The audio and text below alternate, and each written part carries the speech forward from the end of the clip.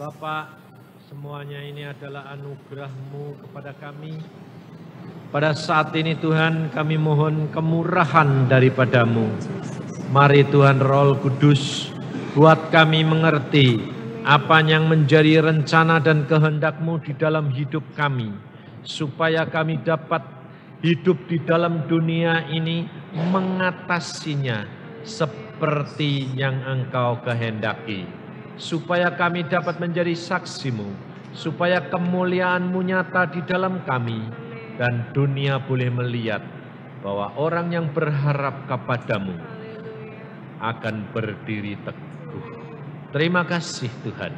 Dalam nama Tuhan Yesus, mari Tuhan Roh Kudus, Engkau sendiri yang akan berbicara dan memberikan pengertian dan menerangkan kepada kami semuanya. Terima kasih Tuhan. Haleluya. Amin. Silakan duduk saudara. Mari saudara-saudara, kita orang Kristen di dalam dunia semua mencari ketenangan, kekuatan, damai, sejahtera. Nah, kita belajar dari apa yang Tuhan Yesus katakan dan alami. Kita buka di dalam Yohanes pasal yang ke-16.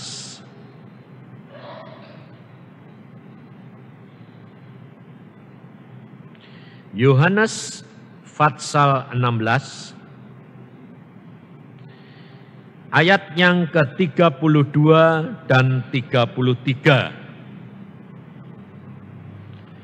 Yohanes 16 ayat 32 dan 33. Kita perhatikan ayat ini berkata begini, lihat saatnya datang, bahkan sudah datang, bahwa kamu dicerai beraikan masing-masing ke tempatnya sendiri, dan kamu meninggalkan aku seorang diri. Namun aku tidak seorang diri, sebab Bapa menyertai aku. Semuanya itu kukatakan kepadamu, supaya kamu beroleh damai sejahtera dalam aku. Dalam dunia kamu menderita penganiayaan, tetapi kuatkanlah hatimu, aku telah mengalahkan dunia. Saudara, kata-kata Tuhan Yesus ini aneh. Anehnya apa? Ayat 33 berkata, semuanya itu kukatakan kepadamu supaya kamu beroleh damai sejahtera dalam aku. Aneh enggak? Dia malah mengatakan kepada murid-muridnya bahwa kamu semua akan dicerai beraikan. Kamu akan meninggalkan aku seorang diri. Loh, malah Tuhan Yesus ini tahu bahwa dia akan ditinggalkan oleh murid-muridnya. Malah Tuhan Yesus ini tahu bahwa murid-muridnya akan lari cerai berai. Dan meninggalkan dia sendiri, ditangkap dan dianiaya. Tapi mengapa Tuhan Yesus ayat 33 berkata, semuanya itu kukatakan kepadamu supaya kamu beroleh damai sejahtera dalam aku. Aneh dah. Kalau saudara ditinggalkan oleh keluargamu, oleh family, oleh istri, suami, anak, kira-kira apa yang saudara rasakan? Susah enggak? Susah, sedih, kecewa, betul enggak? Lalu, enggak itu toh, susah, sedih, kecewa, enggak itu toh. Lalu mulai ngakimi. Wah ya, aku dulu dia butuh aku gini. Sekarang aku butuh kok. Loh, gitu lah. Nah, coba saudara perhatikan Tuhan Yesus. Tuhan Yesus ini pernah nyakiti hati murid-muridnya enggak? Enggak pernah toh? Dia selalu berbuat baik, selalu menolong, selalu mencukupi segala perkara. Tapi di dalam saat dia kesulitan, dia ditinggalkan. Tapi lucunya, kok malah Tuhan Yesus berkata gini, semuanya ini aku kasih tahu kamu supaya kamu dapat damai sejahtera. Loh, aneh toh? Sebabnya apa? Sebab di dalam ayat ini ada rahasia yang saudara dan saya miliki. Kalau engkau mendapatkan rahasia yang Yesus punya, engkau akan mendapatkan seperti yang dialami oleh Tuhan Yesus. Makanya Tuhan Yesus berkata, semuanya ini aku katakan kepadamu supaya kamu beroleh damai sejahtera di dalam aku. Sebab kamu harus belajar seperti Dia. Nah, damai sejahtera yang Tuhan punya, di mana Tuhan tidak pernah sakit hati. Dia ditinggalkan sama murid-muridnya, dia berbuat baik, tapi dikecewakan. Tapi kenapa Tuhan Yesus tidak kecewa? Kenapa Tuhan Yesus bisa damai sejahtera? Kenapa Tuhan Yesus bisa tenang? Ngomongnya enak enggak? Malah ngomong, oh kamu tak kasih tahu ini supaya kamu nanti belajar. Itu loh yang aku mau supaya kamu ngalami. Nah, sekarang saya tanya, saudara ini sudah punya rahasia ini belum? Hah? Loh, kamu ini sudah punya apa belum? Kalau sudah punya, contohnya gini. Kamu dikecewakan istri, suami, anak, menantu, teman, bapak, kakak, adik, tidak kecewa. Betul tidak? Tapi sementara ini kamu masih kecewa tidak? Masih? Ya belum punya. Berarti rahasianya belum punya, betul toh? Sebab Yesus yang ngomong loh, bukan saya loh. Semuanya ini aku katakan kepadamu supaya kamu dapat beroleh damai sejahtera di dalam aku. Nah, kita butuh saudara. Mengapa Yesus bisa? Ayat 32 perhatikan. Yang terakhir. Dan kamu meninggalkan aku seorang diri. Namun, nah ini loh. Namun aku tidak seorang diri. Sebab Bapa menyertai aku. Rahasianya di sini. Saudara coba perhatiin. Kalau kamu tahu persis kamu disertai Allah yang Maha Kuasa. Kamu ditinggal siapa saja pusing enggak? Hah? Enggak pusing. Susah enggak? Enggak pusing. Asal jangan ditinggalkan oleh Tuhan. Semua boleh meninggalkan aku. Asal engkau Tuhan jangan tinggalkan aku. Nah, bagaimana hal ini bisa kita punyai? Kalau saudara tahu persis, mengenal persis akan kehendak dan rencana Dia. Contohnya,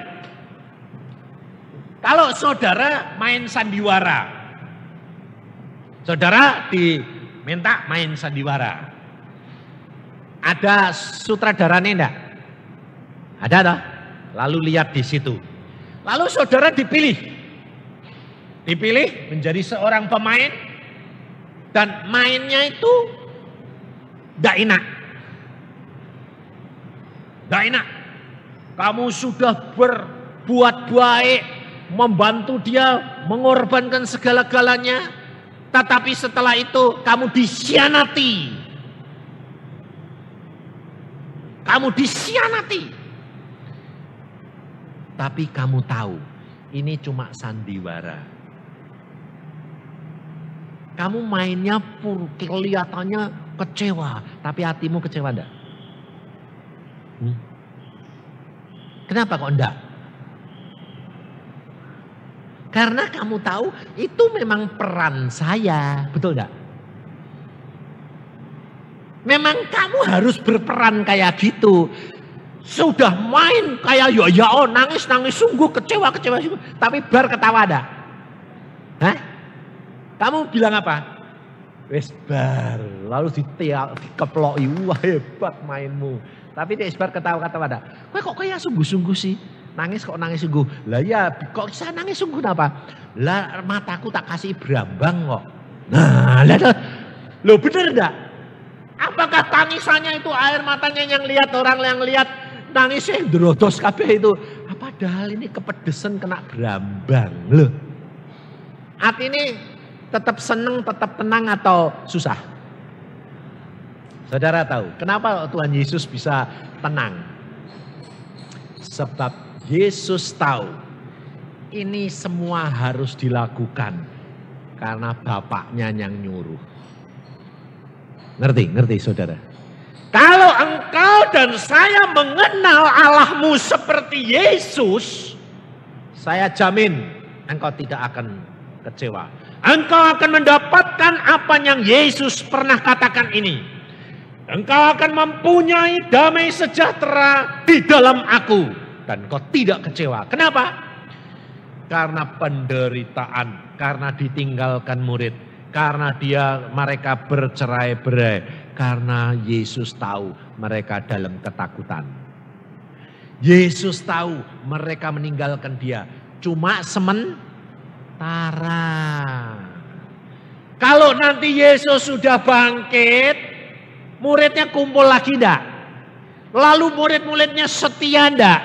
Dia mati mau untuk Yesus, betul enggak? Lah, kenapa Yesus bisa tenang? Kenapa Yesus ditinggalkan enggak kecewa? Sebab dia tahu rencananya Bapak kecewa ditinggal dulu sebab mereka belum mengerti, habis itu nanti mereka setia sebab harus melalui begitu mereka nanti membayar harga yang Yesus sudah bayar untuk mereka. Seorang ibu kalau dia diberitahu anakmu bakal gini, biarin enggak apa-apa, nanti jadinya gini. Rela enggak? Tenang enggak? Hah? Loh, seorang ibu dikasih tahu sama Tuhan. Anakmu habis itu nanti sakit. Sakitnya gini, parah. Tapi kalau nanti sudah sembuh, malah tulinya sembuh. Lalu anaknya benar-benar sakit. Parah. Mamanya tenang atau malah ribut? Tenang sebab apa? Melalui penyakit itu nanti panas sampai ke parah. Nanti tulinya buka. Loh, seneng enggak? Malah diharap-harap kon cepet sakit enggak? Hah? Iya toh. Sebabnya apa? Tahu bahwa bakal membawa kesembuhan. Saudara yakin enggak kalau rencana Allah ke dalam hidupmu akan membawa kebaikan? Hah? Amin. Lah kok bingung gue? Kok nangis? Kok khawatir? Kok takut? Berarti kamu kurang percaya toh? Lah iya, makanya itu belajar. Saya tidak pernah pusing, saudara. Kalau menghadapi apa-apa dengan istri, dengan anak saya tinggal berdoa. Tuhan, aku tahu rencanamu baik. Tuhan bilang, kamu percaya toh? Percaya. Adek mati piye? Yes ben no. Wong mati ya untung kok. Aku untung terus kok. Betul enggak? Sebabnya apa? Yesus sudah berkata di dalam ayat 33 akhir. Dalam dunia kamu menderita penganiayaan. Tetapi kuatkanlah hatimu. Aku telah mengalahkan dunia. Ini ayat ini pegangan saudara dan saya. Di dalam dunia kamu menderita apa? Penganiayaan. Nah, yang dimaksudkan oleh Tuhan penderitaan penganiayaan itu apa? Jangan saudara pikir gini, ya wong memangnya Tuhan sudah ngomong gitu, jadi aku kekurangan. Ya logis lah. Terus kalau dagangku, aku dulu tidak percaya, sekarang merosot jadi bangkrut. Ya logis bodoh. Tidak itu maksudnya Tuhan. Coba lihat di dalam apa yang Petrus berkata. Apa yang surat Petrus katakan. Lihat. Di dalam suratnya Rasul Petrus. 1 Petrus pasal 4 ayat 12 sampai dengan ayat yang ke-17 atau 16. 1 Petrus pasal 4 ayat yang ke-12 sampai 16. Saudara-saudara yang kekasih, janganlah kamu heran akan nyala api siksaan yang datang kepadamu sebagai ujian. Loh, saudara tahu dah Alkitab sudah ngomong apa? Ujian. Lah kamu ini mau lulus dah? Mau? Lah kalau mau, ya jangan grogi. Orang kalau ujian belum sudah ketakutan, bingung, panik. Bisa buat soalnya dah. Nah bisa toh. Lah kamu sudah tahu bahwa ini ujian. Lah kok kamu bingung kenapa? Dan Tuhan sudah berkata, kamu tidak akan dicobai lebih dari kekuatanmu. Lah kok kowe bingung tuh buat apa? Umpamanya kamu tahu-tahu dapat sakit, kanker. Kasih mbok bingungnya apa? Wong Tuhan ya tahu itu ujiannya kowe diukur cukup. Nah kok kowe bingung kenapa? Ya jangan bingung. Apapun. Oh aku dikasih ujian ini. Oh Tuhan sudah tahu aku pasti kuat kok. Tidak kuat pi, ya mati paling-paling ya toh. Adek mati untung enggak? Untung apa nih? Mati untung. Lah kok bingung? Untung terus kok. Sing mbok susah ya apa coba? Lah kalau kamu susah berarti kamu enggak percaya. Wong Yesus tuh aneh. Permulaan sudah dikasih tahu. Akhir dikasih tahu. Jalannya kayak apa? Masa bodoh toh? Jatuh bangun, enggak apa-apa toh. Wong seandainya kalau seandainya mati yo, ya untung. Lah piye? Ada ruginya yo. Kok saudara bingung tuh piye coba? Padahal Yesus sudah berkata, di dalam perjalanan permulaan sama akhir, kalau kamu sayang nyawa, kamu bakal kehilangan nyawa. Kalau kamu tidak sayang nyawa, kamu dapat nyawa. Hadi harusnya piye? Nyerah. Wes sasukamu Tuhan, mbok geblok-gebloke ya ben, mbok banting-banting ya ben, bobrok ya ben, mati untung. Loh ya dah. Loh bar toh enak toh. Susahnya apa toh? Jadi orang Kristen sing bikin susah itu apa? Ini loh ini. Pikiranmu ini loh sing bikin susah. Kenapa? Nanti tek ngene piye. Lah belum tentu jadi kok piye. Wong akhirnya ya untung, permulaannya ya untung, penak. Sebab Alkitab Petrus sendiri bisa ngomong gini, Petrus ngalami saudara. Makanya ayat selanjutnya berkata, api siksaan yang datang kepadamu sebagai ujian, seolah-olah ada sesuatu yang luar biasa terjadi atas kamu. Loh, di sini dikatakan loh, Petrus saya ini bisa ngomong. Ini Petrus setelah bertobat, setelah setia, dia baru bisa ngomong apa? Seolah-olah. Jadi itu sebetulnya sandiwara enggak? Kalau seolah-olah itu mainan atau sungguhan? Mainan. Tapi seperti sungguhan. Jadi kalau saudara disuruh main sandiwara, mau main sungguh atau mau pura-pura?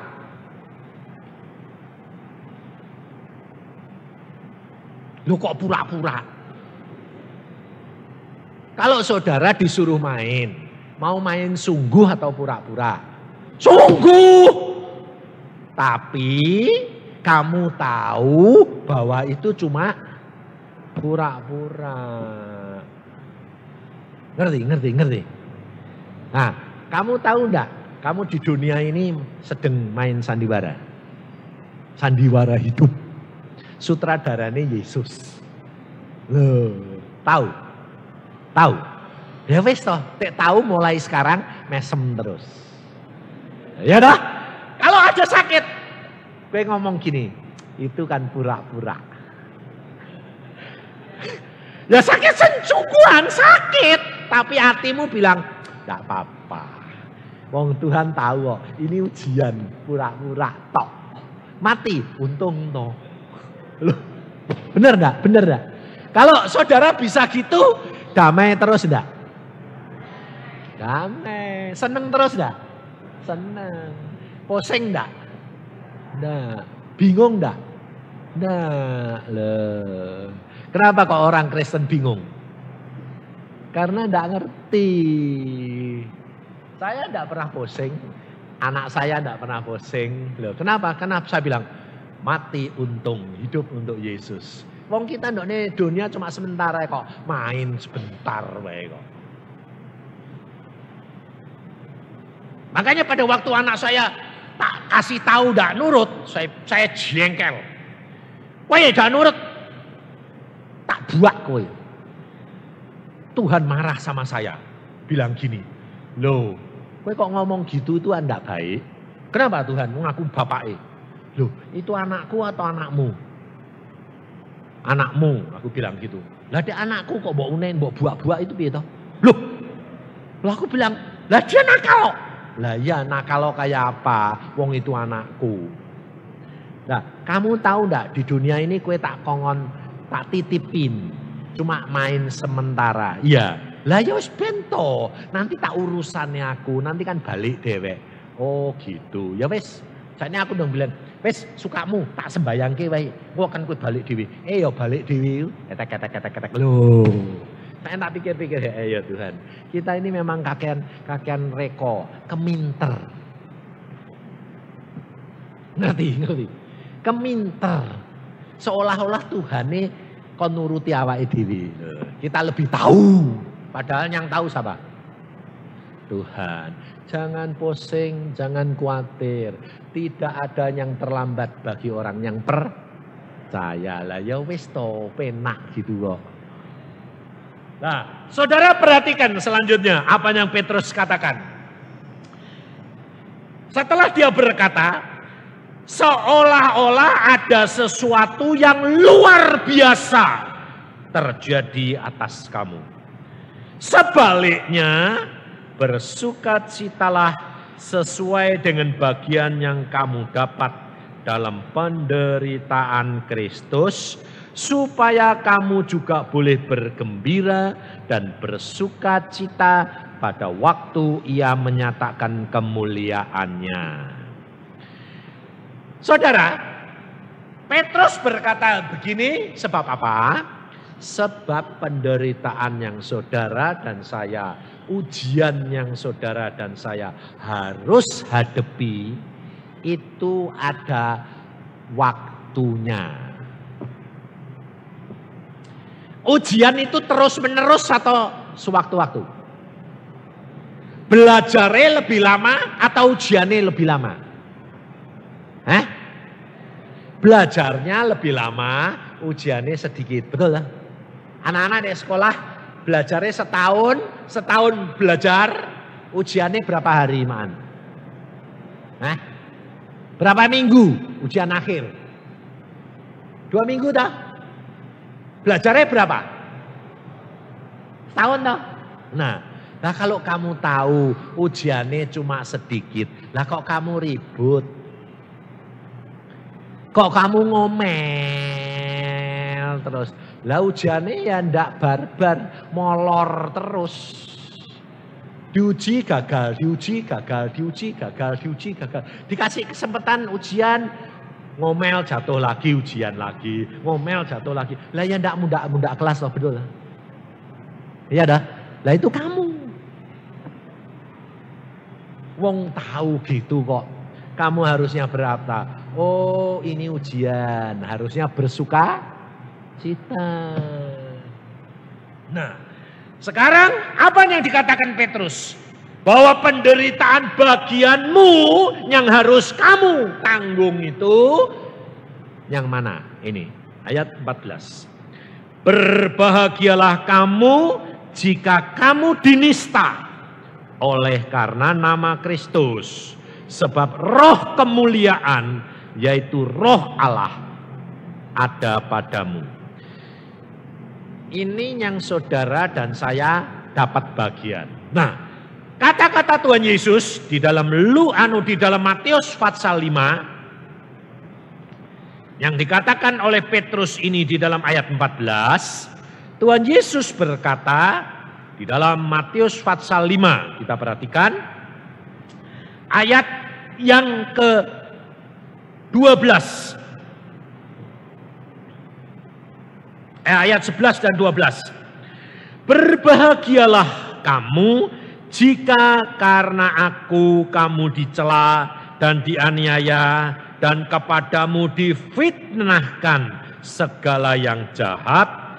Bersukacita dan bergembiralah karena upahmu besar di surga. Sebab demikian juga telah dianiaya nabi-nabi yang sebelum kamu. Jadi saudara, yang dimaksud oleh Tuhan Yesus, kalau kamu ditinggalkan oleh orang-orang saudara, famili, suami, istri karena kebenaran firman, jangan kecewa. Itu harus ditanggung dengan penuh sukacita. Karena upahmu besar. Ujiannya bakal lulus. Tapi kalau engkau menderita karena ayat yang 15 ini, repot. Itu yang tidak benar. Lukas dalam 1 Petrus 4 ayat yang ke-15. Janganlah ada di antara kamu yang harus menderita sebagai pembunuh atau pencuri atau penjahat atau pengacau. Tetapi jika ia menderita sebagai orang Kristen, maka janganlah ia malu, melainkan hendaklah ia memuliakan Allah dalam nama Kristus itu. Saudara perhatikan. Nah, kalau Petrus berkata, jangan sampai ada yang menderita karena pembunuh, pencuri, pembunuh, penjahat, pengacau. Ini dia melakukan segala perbuatan itu keinginannya dia atau keinginan Allah? Hah? Keinginannya dia, karena dia mau mementingkan diri sendiri, memuaskan kehendak dirinya sendiri. Ini yang menyebabkan penderitaan. Ini harus bertobat. Sebab kita kerap kali penderitaan bukan karena Kristus, tetapi karena kita mau memuaskan kehendak hati kita sendiri. Kita menderita karena kita mau menuruti hawa nafsu sendiri. Ini yang Petrus berkata, jangan sampai kamu mengalami penderitaan ini. Tetapi kalau firman, karena kebenaran, karena nama Yesus, karena engkau benar, jangan takut. Allah akan membela engkau. Dan itu ujian. Engkau pasti diberkati. Inilah saudara. Maka dari itu, kita menjadi orang Kristen, sebetulnya Tuhan itu sudah membekali. Tapi kerap kali orang Kristen bingung. Bingungnya apa? Pak, aku ini kena sakit, aku ini kena musibah. Apa salahku sendiri atau dikehendaki Tuhan ya Pak? Loh, saudara tinggal periksa diri toh. Tuhan, segala perkara ini Engkau biarkan terjadi karena dosa-dosaku atau harus aku alami. Lalu kamu ngomong, Tuhan Roh Kudus, buat aku mengerti, tolong. Karena Engkau adalah Roh Kudus yang tahu penolongku. Saudara berdoa, tunggu. Waktunya sampai, engkau pasti diberitahukan. Kalau itu karena kesalahanmu, cepat bertobat. Setelah bertobat, kamu minta ampun, ngucap syukur. Tambah parah, puji Tuhan. Karena memang aku salah, konsekuen. Nah, sampai batas waktunya Tuhan bilang, kamu setia, kamu percaya, kamu sudah bertobat, aku tolong. Terus, ujiannya molor terus. Kayak orang Israel, 40 hari jadi 40 tahun. Malah mati semuanya, gepeng. Ini. Padahal hidup kekristenan itu Tuhan sudah atur luar biasa indahnya. Enak, tenang. Makanya saya kalau ngajar saudara, saya berkata konsekuen. Anak saya juga saya ajar konsekuen. Kamu salah, tanggung. Nggak nurut, bayar harga. Bayar, harus. Jangan kecewa. Itu akibat tidak nurut, bayar harga. Saya tidak peduli, saudara. Dan saya lebih senang membayar harga di dunia daripada nanti bayar di neraka. Selama-lamanya. Buat apa? Di dunia cuma sementara. Paling-paling penderitaan juga berapa tahun. Ya dah. Habis itu di surga kita selamat. Makanya saya pernah tanya Tuhan begini. Tuhan, mengapa kalau orang Kristen kalau mau mati itu kok banyak mbok kasih sakit sih Tuhan? Kan kasihan, wong mau mati ya kok mbok kasih sakit dulu. Mbok langsung plek, jantungnya berhenti, plek, mati kan penak. Betul enggak? Kok sakit dulu sih Tuhan? Saya bilang, Tuhan bilang apa? Yusa, kamu itu harus ngerti pikiranku. Kenapa Tuhan? Baca Alkitab bilang apa?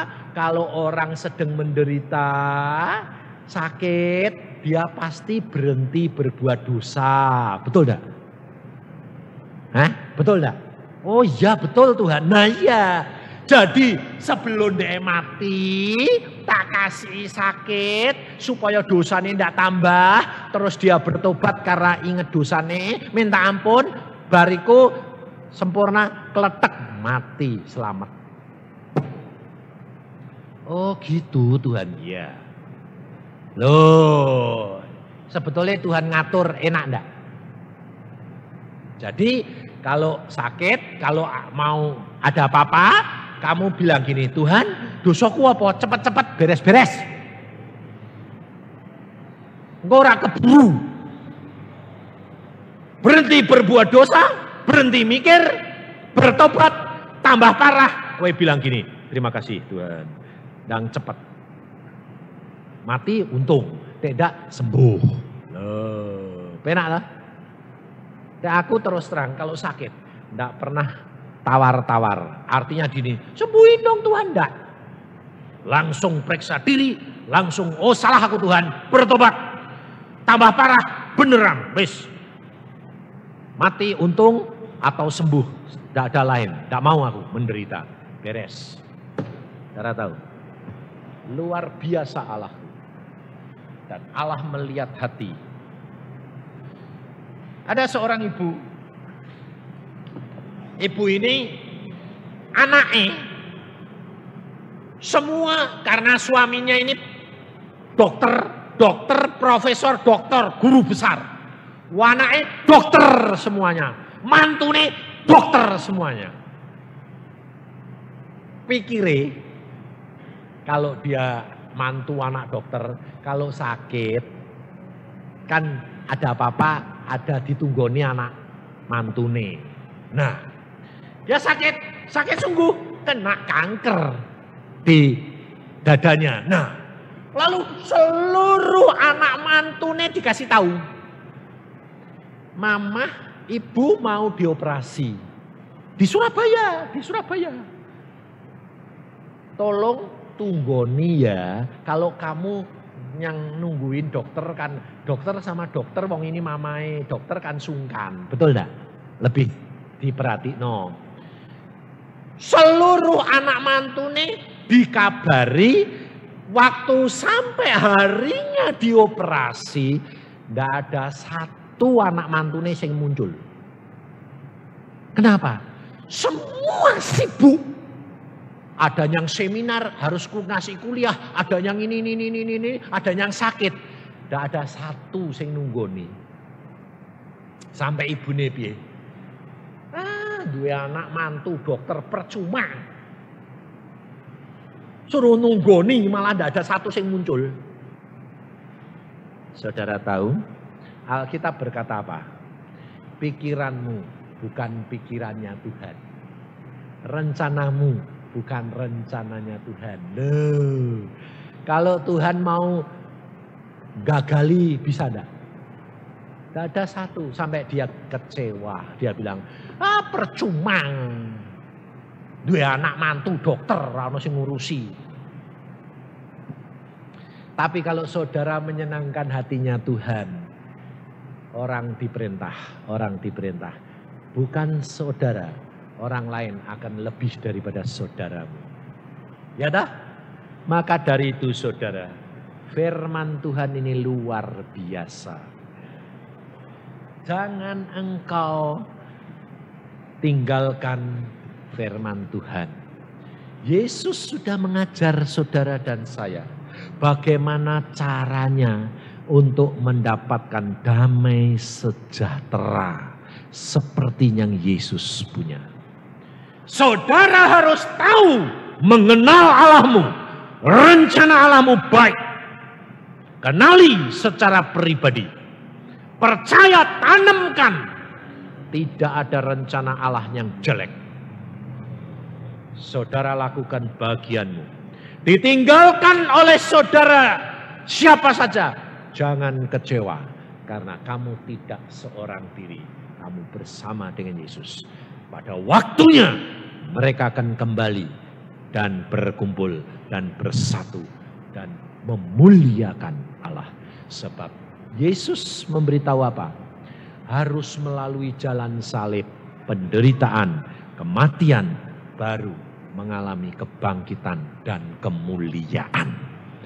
Tanpa mengalami membayar harga penderitaan seperti Kristus, kau tidak akan mengalami kebangkitan dan kemuliaan.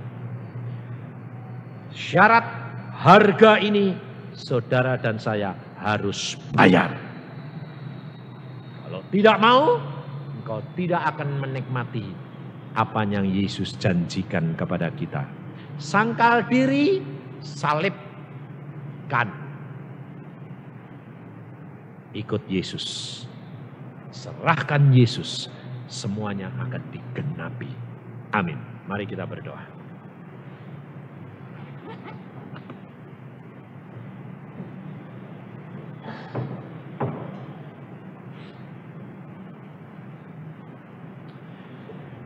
Tuhan, firman-Mu sudah hamba sampaikan. Resep yang Kau berikan, hamba-Mu sudah berikan kepada anak-anak-Mu. Sekarang tinggal anak-anak-Mu bagaimana dia mengeterapkannya di dalam hidupnya masing-masing. Tuhan, Kau tahu bahwa semua perkara ini harus terjadi. Engkau sudah mengukur, Engkau sudah merencanakan dalam hidup kami masing-masing. Saudara, Tuhan mengatakan, cepat bertobat, jangan menyalahkan Tuhan. Jangan mengatakan, Mengapa ini semua Tuhan? Kenapa Engkau rencanakan bagiku? Kenapa orang lain lebih ringan? Cepat bertobat. Karena saudara tidak akan mendapatkan kekuatan dan kemenangan kalau engkau tidak penuh penyerahan diri dan bersukacita dan bersyukur. Karena Allah merencanakan yang terbaik dalam hidup kita masing-masing. Yesus. Ini tergantung saudara pribadi demi pribadi. Oh Yesus, kia karata syakata kaya karata su. Tuhan, Engkau bicara sekarang. Engkau bicara. Mari Tuhan Roh Kudus Engkau yang meneruskan. Engkau bicara kepada kami masing-masing. Apa yang harus kami lakukan. Apa yang harus kami berbuat. Saya minta